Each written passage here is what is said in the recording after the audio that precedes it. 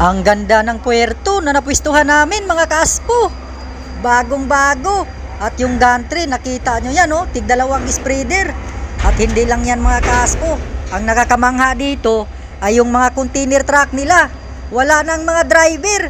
Grabe, hindi na talaga imposible sa panahon ngayon. Pangalawang bisis ko pa lang to nakita na may mga truck na ganito mga kaaspo. Yung isa, yung una kong nakita sa Europe.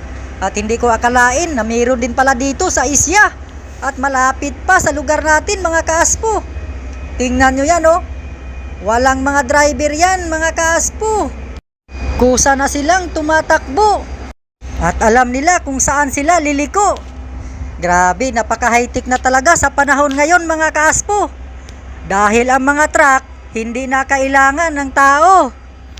Pero parang hindi maganda to gawing pampasahiruan mga kaaspo. May pagdududa pa rin ako nito. Dahil baka dalhin lang tayo sa mga maling tao.